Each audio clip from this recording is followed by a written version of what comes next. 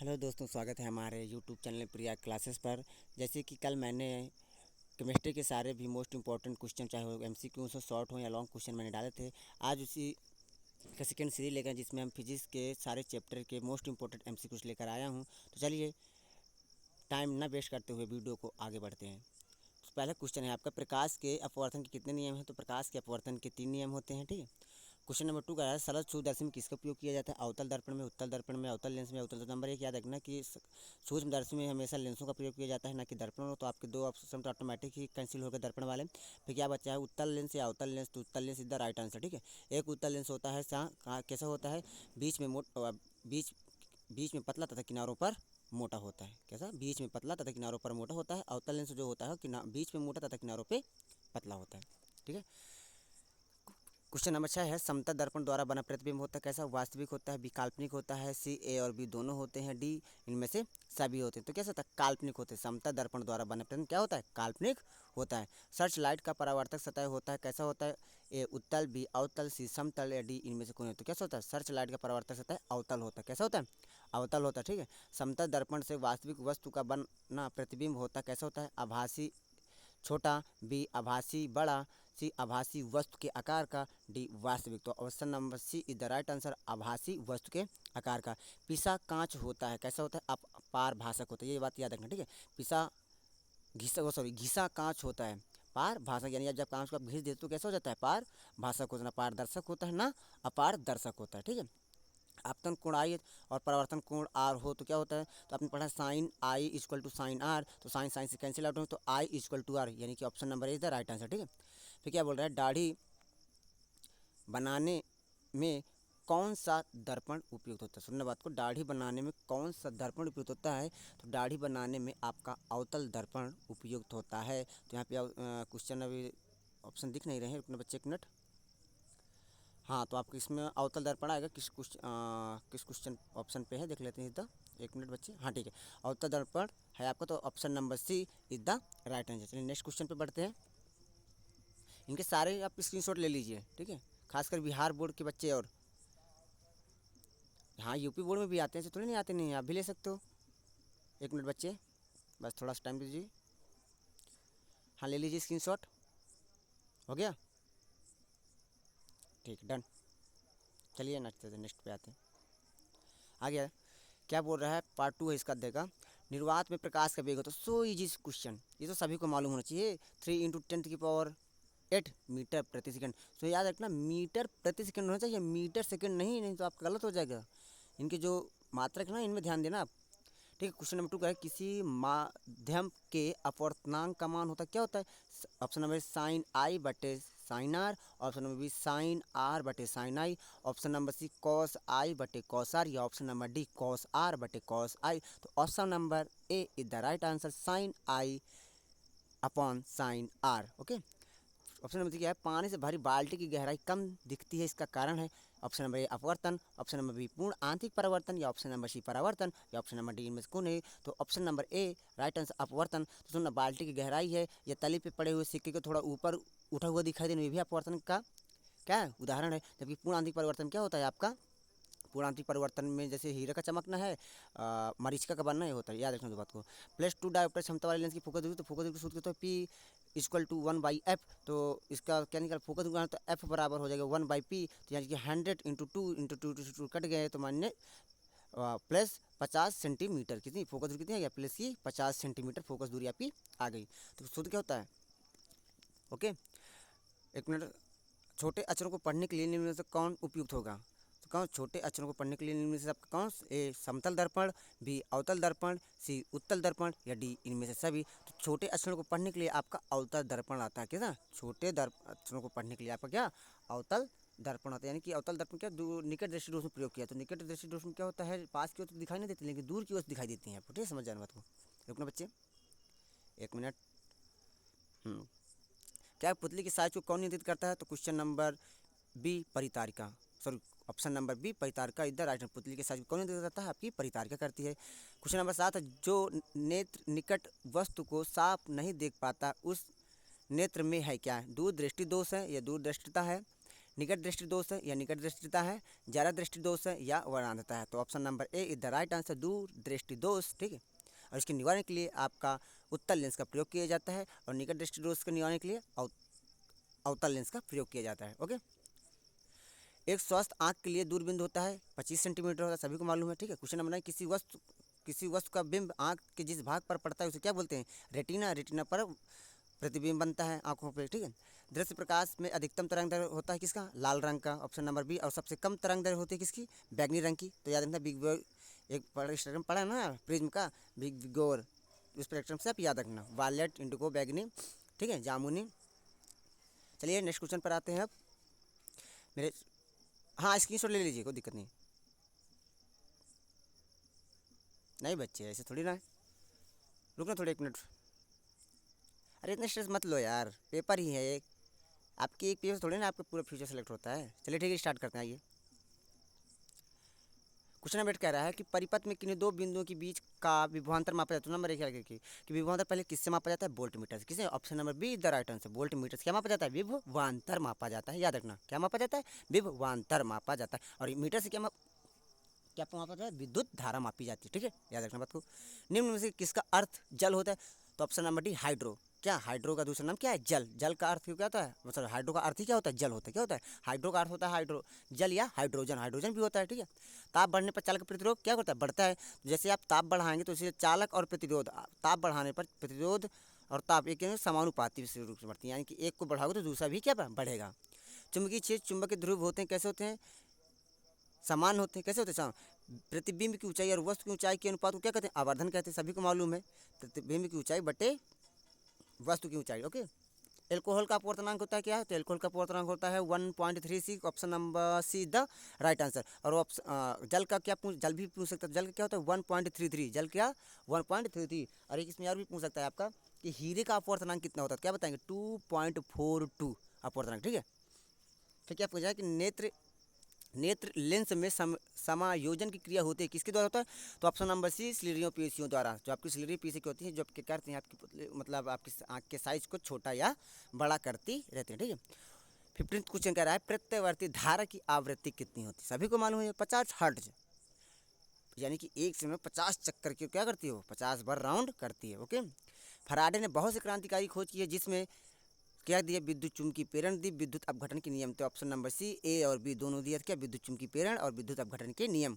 ठीक है, किसी धारावाही परिनाल के भीतर सभी बिंदु पर चुंबकीय क्षेत्र क्या होता है? समान होता है। कैसा होता है?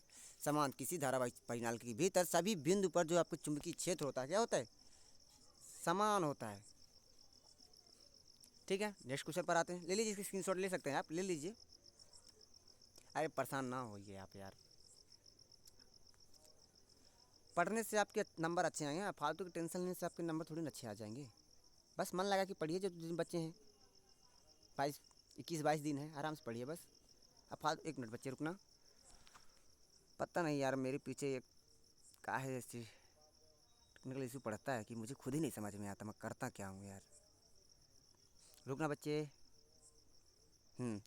देखो, आपके ये न्यूमेरिकल्स है नंबर का, तो आपको क्या पूछ रहा है? दिए गए चित्र में यदि आवेश क्यू और कुल प्रभावी विबल शून्य है तो क्यू बाई क्यू का अपॉन क्या होता है? इसका ऑप्शन नंबर ए √2। इधर आप इसे अपने पेन से न्यूमेरिकल परेशान मत होइए। आपकी जो जितने भी सारे, चाहे वो 1 नंबर का न्यूमेरिकल हो, चाहे वो 3 नंबर का हो, चाहे वो 5 नंबर का हो, चाहे वो 7 नंबर का हो, आपको सभी इसी चैनल पर मैं आपको ला कर दूंगा। आज MCQ से नेक्स्ट आपके शॉर्ट क्वेश्चन पे आएंगे, न्यूमेरिकल में आएंगे। ओके, क्या बोला? जब किसी वस्तु को आवेशित किया जाता है तो उसका द्रव्यमान क्या होता है? बढ़ता है, घटता है, अचर रहता है, घट या बढ़ सकता है। तो क्या ऑप्शन नंबर टी, घट या बढ़ सकता है। ठीक है, विद्युतशीलता का SI मात्रक होता है, तो विद्युतशीलता का SI मात्रक होता है न्यूटन इनवर्स 1 मीटर इनवर्स 2 सी स्क्वायर। ठीक है, ऑप्शन नंबर इधर राइट आंसर।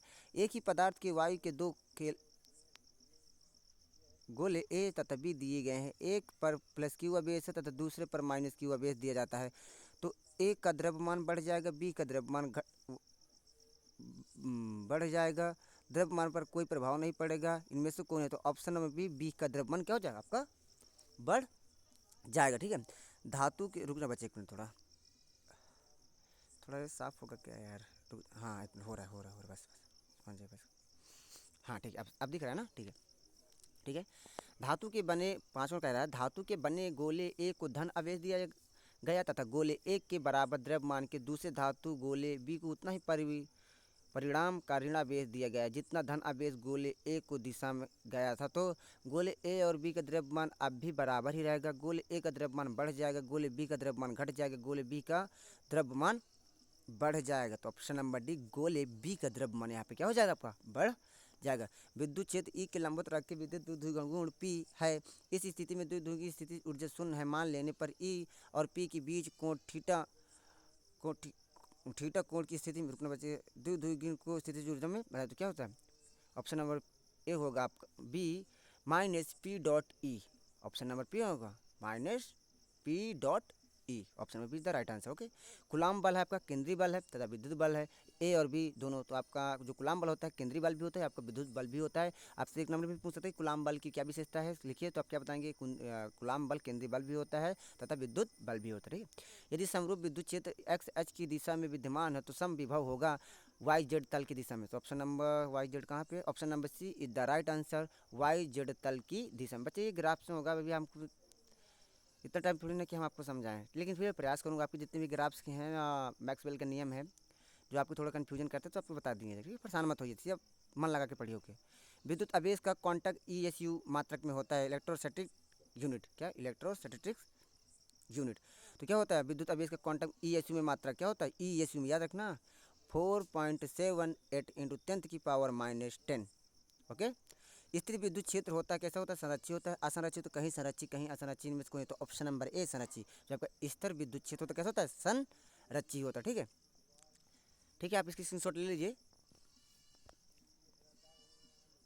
रुकना बच्चे एक मिनट। हाँ, क्वेश्चन नंबर 11 कह रहा है एक एकाकी चालक के लिए निम्न में कौन सा अनुपात अचर है।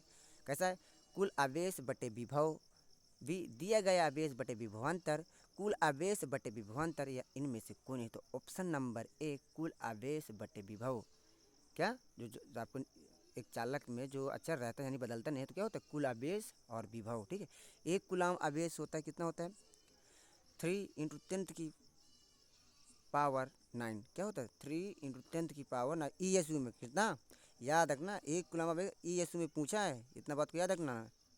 ओके, एक विद्युत द्विध्रुव को विपरीत 3 गुणे 10 घात 9 किसमें, ESU में। ओके, एक विद्युत द्विध्रुव दो विपरीत आवेशों से बना है जिनके परिणाम +3.2 इंटू 10⁻90 कूलाम एवं -3.2 इंटू 10⁻90 कूलाम है और उनके बीच की दूरी 2.4 इंटू 10⁻10 मीटर है। द्विध्रुव का गुण का, तो ठीक है, मिलकर आप इसे आप कर लीजिएगा द्विध्रुव का गुण का सूत्र का। ठीक है, 14 क्वेश्चन कह रहा है एक आवेशित चालक की सतह के किसी बिंदु पर विद्युत क्षेत्र की तीव्रता, परेशान मत होइए बच्चे, मिलकर की एक सीरीज लेकर आऊँगा मैं। ठीक है, हाँ पढ़िए। एक आवेशित चालक की सतह के किसी बिंदु पर विद्युत क्षेत्र की तीव्रता होती है, कैसी होती है, शून्य होती है। सतह के लंबवत कैसी होती है, सतह के लंबवत होती है। बताया था ना फिल्म जो वाम हाथ नियम होता है ना, जो आपका अंगूठा होता है कितना होता है, 90 डिग्री में सीधा होता है ना, तो 90 डिग्री होता है, लंब भी तो होती है ना, समझ में है ना। तो सतह के लंबवत होती है विद्युत क्षेत्र आवेशित चालक की। Okay done. चलिए नेक्स्ट क्वेश्चन 15 बोल रहा है दो विद्युत आवेश पहले वायु में तथा फिर के पैरावैद्युतांक वाले माध्यम में उतनी ही परस्पर दूरी पर रखे जाते हैं। दोनों दशाओं में आवेशों के बीच लगने वाले बल का रेशो, तो का option number 1:K, B K:1, सी 1:K², इनमें से। तो आपने क्या पढ़ा है कि ऑप्शन नंबर बी K:K गुना बढ़ जाती है। कोई भी आपका पैरावैद्युतांक रखें, के पैरावैद्युतांक है तो आपकी जो धारिता होती है K गुना क्या हो जाती है, बढ़ जाती है। क्या हो जाती है, K गुना बढ़े। तो ऑप्शन नंबर क्या होगा, K:1। ओके, किसी विद्युत माध्यम का पैरावैद्युतांक या अपेक्षिक पैरावैद्युतांक ε0r हो सकता है, क्या हो सकता है, 1 से 5 हो सकता है, सॉरी 5 हो, क्या हो सकता है, यहाँ पे 5 दिए दूसरे दिए, कितना होता है, 5 हो सकता है। चलिए नेक्स्ट क्वेश्चन पे आते हैं, क्वेश्चन नंबर, हाँ हाँ स्क्रीनशॉट लेते रहिए, ले लीजिए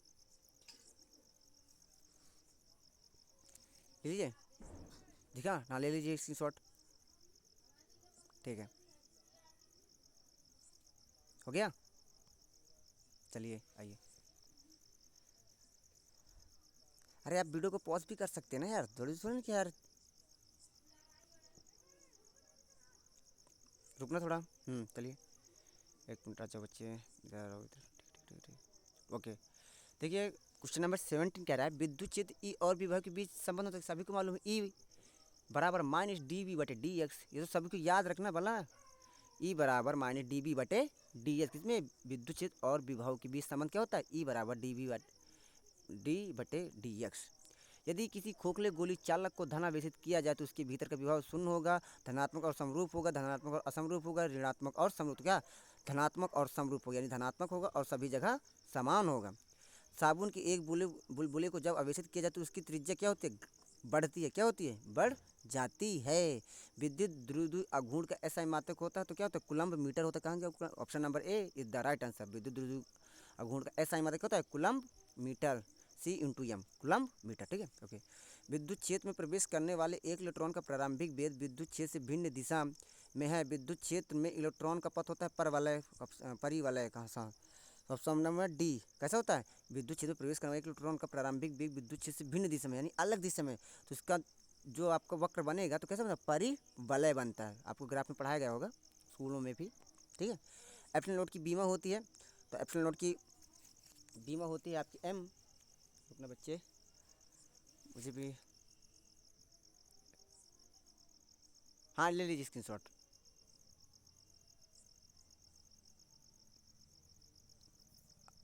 हो गया, हाँ ठीक है। तो ऑप्शन नंबर बी क्या, M minus L one L minus three T four A square, तो option number B the right answer, ठीक है। दो सजाती व बराबर आवेश क्यों को मिलाने वाली रेखा के बीच में एक अन्य आवेश क्यों रखने पर निकाय संतुलन किया जाता है। तो दो सजाती व बराबर आवेश, यानी कि मान लो कोई 2 कूलम्ब आवेश इधर है, 2 कूलम्ब कूलम्ब यहाँ पे एक रेखा, वहाँ पे आप दूसरे आवेश को रख दिए, तो आप इसे संतुलन करने के लिए, मतलब एक कैसे बराबर करने के लिए क्या करें, minus Q by 4। Option number कहाँ पे थे, minus Q by, option number D is the right answer. ये मोस्ट इंपॉर्टेंट, आप इसको याद रखना, ये आपके थ्योरेटिकल में भी पूछ सकता है क्वेश्चन नंबर, ठीक है। इलेक्ट्रॉन वोल्ट द्वारा मापा जाता है, क्या मापा जाता है, ऊर्जा मापी जाती है। ये जो है 24वां क्वेश्चन मोस्ट इंपॉर्टेंट है, तो आप टिक कर लेना। इलेक्ट्रॉन वोल्ट द्वारा क्या मापा जाता है, ऊर्जा मापा जाता है। क्या मापा जाता है, ना आवेश, ना विभवांतर, ना धारा, ऊर्जा मापा जाता है। नहीं कि इलेक्ट्रॉन वोल्ट में धारा मापते हैं, ना ऊर्जा मापते हैं।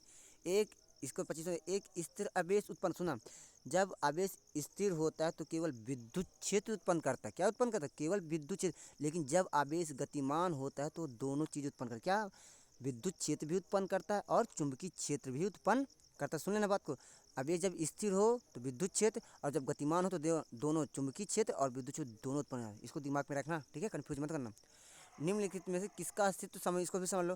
तो आपने बोलना इस पृथ्वी पर वही आवेश समझे जिसका इलेक्ट्रॉन के आवेश से पूर्ण गुणज हो, क्या हो, इलेक्ट्रॉन के आवेश का पूर्ण गुणज हो। तो देखिए सुने, इलेक्ट्रॉन का आवेश कितना है, 1.6 × 10⁻92 कूलम होता है। तो इसका पूर्ण गुण देख लेते हैं, यानी कि पूरे n नंबर है, यानी कि दशमलव में नहीं आया, ठीक है, पूरा नंबर आना चाहिए, पूर्णांक होना चाहिए।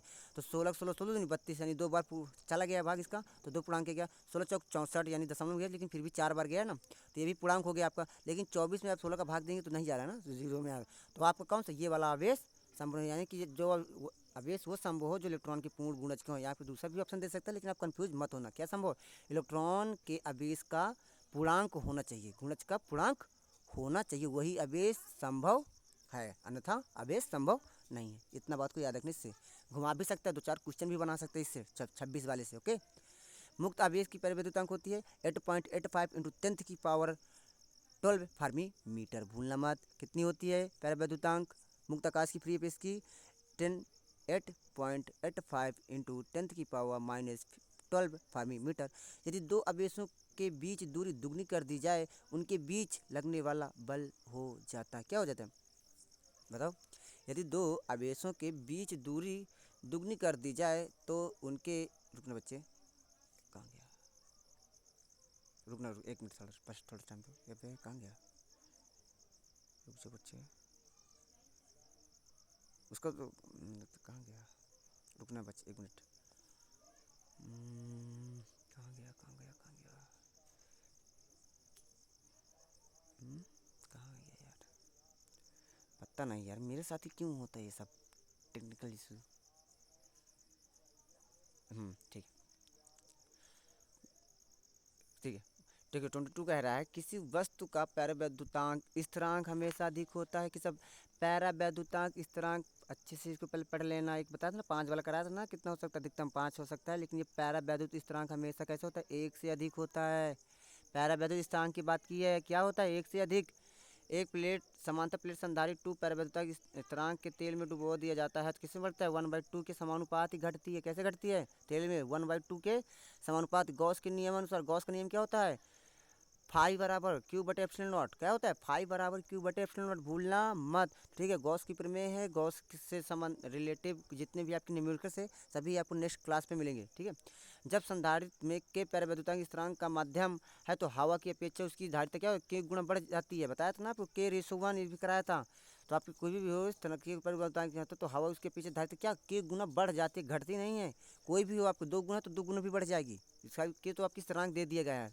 ठीक है, अवशिष्ट खोखले गोली चालक के अंदर विद्युत क्षेत्र की तीव्रता क्या होती है? शून्य होती है। ऑप्शन नंबर कहाँ पे दिया है? Option number D is the right. शून्य क्या होता है? अवशिष्ट खोखले गोली चालक के अंदर विद्युत क्षेत्र की तीव्रता क्या होती है? जीरो। क्या होती है? जीरो। ठीक है, किसी संधारित्र की धारिता का मात्रक होता है क्या होता है? फैराडे।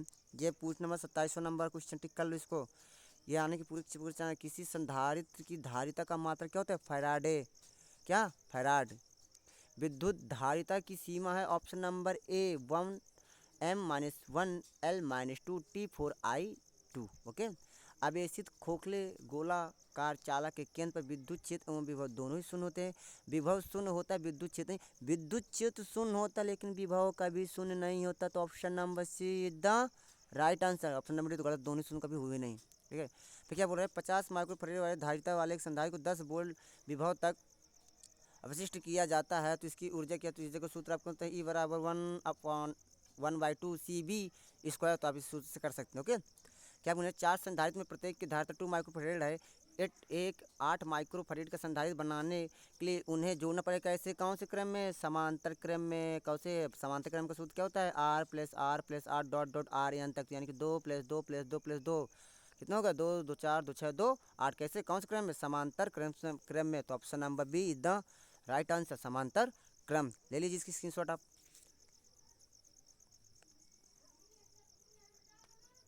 ओके, अरे हो जाएगा बच्चे, बस आप मन लगा के पढ़ो, बस पेपर का है।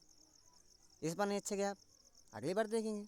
एक पेपर थोड़ी ना आपको फ्यूचर में होगा। चलिए ठीक है, आगे बढ़ते हैं। हाँ, तो ऑप्शन नंबर बी समांतर क्रम में। ठीक है, फिर क्या है? 32 क्वेश्चन कह रहा है द्रव्य की एक बूंद को आवेशित करने पर उसकी सिकुड़ने की प्रवृत्ति क्या हो जाती है? घट जाती है। क्या कर जाती है?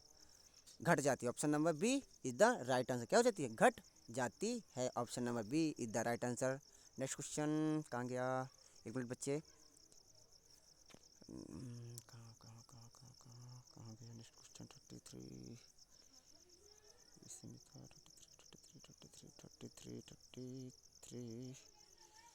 रुकना बच्चे, एक मिनट। ले स्क्रीनशॉट ले लीजिए पहले आप। हाँ, आ गया, ले लीजिए इसकी स्क्रीनशॉट। ठीक है, आइए 33 30 क्या बोल रहा है? यदि कोई संधारित्र उपलब्ध हो तो उसके समूहन से उच्चतम धारिता प्राप्त करने के लिए जोड़ा जाना चाहिए। कौन से? समांतर क्रम में। उच्चतम के लिए कौन से क्रम में जोड़ोगे? समांतर क्रम में। कौन से क्रम में? ज़्यादा के लिए कौन से? समांतर क्रम में। और न्यूनतम के लिए श्रेणी क्रम में। भूल मत, उच्चतम के लिए, उच्चतम धारिता प्राप्त करने के लिए कौन से क्रम में? समांतर क्रम में। और न्यूनतम धारिता प्राप्त करने के लिए कौन से? श्रेणी क्रम में। भूल मत जाना बच्चे। किसी संधारित्र पर आवेश की स्थिति ऊर्जा के व्यंजक को बताया था ना, E बराबर 1/2 CV²। Option number is the right answer. C आपका क्या है? धारिता हो गई, और बी आपका विभवांतर। आवेश वितरण से क्या होता है? सभी को मालूम, आवेश वितरण से ऊर्जा का ह्रास होता है। क्या होता है? ऊर्जा का ह्रास। तो option number A is the right answer. जब समांतर पट्टिका वायु संधारित्र की पट्टिकाओं के बीच की दूरी बढ़ जाती है तब इसकी धारिता बढ़ जाती है, घट जाती है। सभी को मालूम, जब समांतर पट्टिका वायु संधारित्र की पट्टिका के बीच की दूरी बढ़ जाती है तब उसकी धारिता क्या होता है? ऑटोमेटिक घट जाती है। Okay done, option number B the right answer. संधारित्रों के समांतर संयोजन में जो राशि प्रत्येक संधारित्र के समान रहती है वह क्या है? आपका विभवांतर। क्या? देखो, आपकी आवेश ऊर्जा और धारिता परिवर्तित हो जाती है लेकिन आपका विभवांतर प्रत्येक संधारित्र में समान होता है। समांतर संयोजन में क्या होता है? समांतर संयोजन में जो आपको जो विभवांतर दिया जाएगा वो समान, लेकिन श्रेणी क्रम में विभवांतर अलग अलग होगा। याद रखना बच्चे। 38 देखिए, समान धारित्र के n संधारित्र को पहले समांतर क्रम और फिर श्रेणी क्रम में जोड़ा जाता है। दोनों अवस्था की तुल्य धारिता। तो देखिए, जब आप इसे समांतर क्रम में जोड़ते हैं तो क्या करते हैं? R+R+R+ कर देते हैं, तो यानी कि अनंत तक जाएगा, R+N हो जाएगा। क्या हो जाएगा? R+N हो जाएगा। जब आप श्रेणी क्रम में जोड़ते हैं तो 1/R 1/R, तो जब इसे जाते हैं तो क्या हो जाएगा? N+R कर देते हैं। क्या करते हैं? तो NR इस गुणे एन बटे आर, तो आर से आर कट गया, एन गुणे एन बचा तो एन स्क्वायर, तो एन स्क्वायर कहाँ दिया, तो option number C is the right answer है, एन स्क्वायर। चलिए नेक्स्ट क्वेश्चन पर आते हैं। नेक्स्ट क्वेश्चन, बच्चे रुकिए 1 मिनट, ले लीजिए स्क्रीनशॉट ले लीजिए इसका आप, हाँ इसको आप दिमाग में रखिएगा, ठीक है। चलिए ठीक है बच्चे, आपकी क्लास ख़त्म हुई। बस इतने ही क्वेश्चन थे, सारे चैप्टर के हैं। आप आराम से बैठ के दोबारा एक बार नहीं समझ में आया, आप इनकी स्क्रीनशॉट लेकर अपने से आप क्वेश्चन को अपडेट करके अपने से क्वेश्चन कीजिए। चलिए ठीक है, धन्यवाद आपको टाइम देने के लिए। चलिए नेक्स्ट क्लास पे मिलते हैं। इस क्लास पर आपको हम फिजिक्स के जितने भी शॉर्ट क्वेश्चन है 2 या 3 नंबर के लिए लेकर आने वाले, तब तक के लिए बाय बाय। अपना ध्यान रखिए, आराम से पढ़ते रहिए, बाय।